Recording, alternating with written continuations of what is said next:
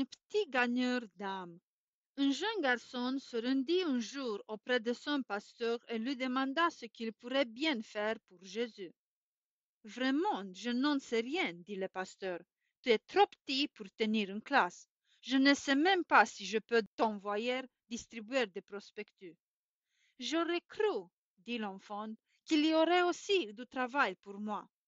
Le pasteur réfléchit un moment, puis demanda, le garçon qui est assis à côté de toi à l'école est-il chrétien? Non, monsieur, je ne pense pas. Alors, mets-toi au travail. Occupe-toi de ce garçon, puis d'un autre et d'un autre encore.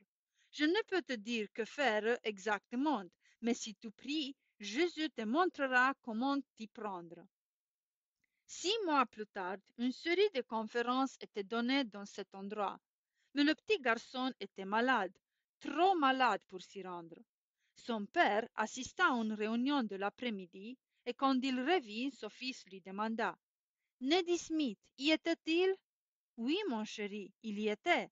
A-t-il donné son cœur à Jésus? Non, je ne pense pas. Oh, dit le petit malade, je pensais qu'il le ferait.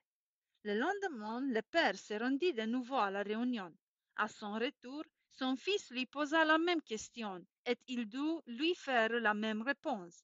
Mais le troisième jour, il eut la joie de dire à son cher enfant, oui, mon petit, Neddy a donné son cœur à Jésus cet après-midi même. Oh, que je suis heureux, dit l'enfant, et son visage tiré rayonna de joie.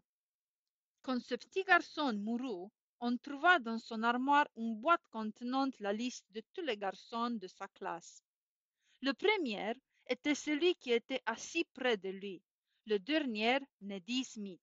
Chacun de ces garçons s'était converti. Il les avait pris l'un après l'autre, leur avait parlé de Jésus, leur avait prêté des livres, montré des textes de l'Écriture, avait prié pour eux, jusqu'à ce que chacun eût accepté le Christ pour son sauveur personnel. Il y a beaucoup à faire pour le Seigneur et si nous sommes bien disposés, il nous montrera lui-même la façon de nous y prendre. La seule chose qui importe est de dire comme le disait Samuel, Parle Seigneur, ton serviteur écoute.